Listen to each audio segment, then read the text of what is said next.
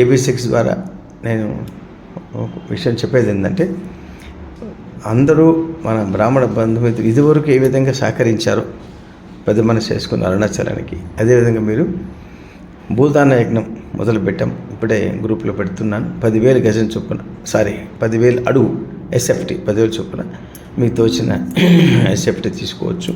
మీ పేరు మీద భగవంతుడికి కర్మక్షేత్రానికి భూదాన యజ్ఞం కోసం మీరు పాల్పంచుకోవాలని నా ప్రగాఢమైన భక్తిపూర్వక నివేదన.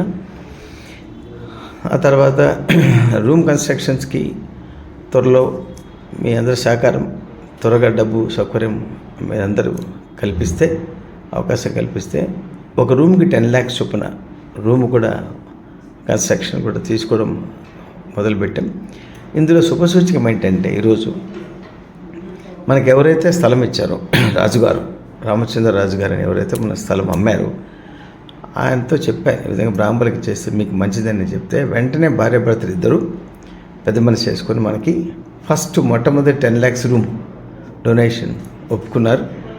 అదొక గొప్ప స్థలం ఎవరైతే మనకు అమ్మారో వాళ్ళే పెద్ద మనసు చేసుకుని బ్రాహ్మణులకు మేము ఇవ్వాలి, బ్రాహ్మణులకు పెడితే మాకు పుణ్యకారం ఉంటుంది, బ్రాహ్మణులకు పెడితే పుణ్యం వస్తుంది ఉద్దేశంతో అడగంగానే స్పందించి వాళ్ళు ఇవ్వడం గొప్ప విశేషం. కర్మక్షేత్రం మన చరిత్రలో ఈరోజు శంకర జయంతి రోజున తిరుపతిలో మనం అడుగుపెట్టి 16వ బ్రాంచ్ స్టార్ట్ చేయడం అనేది ఎంతో గొప్ప అవకాశంగా భావిస్తున్నాను. ఈ రోజుకి మనం పోయిన నెలలో వాళ్ళు కష్టపడిన కష్టానికి ఈరోజు మేము రిజిస్టర్ చేసుకోవడానికి ఉదయం నుంచి కష్టపడితే ఇప్పుడైంది.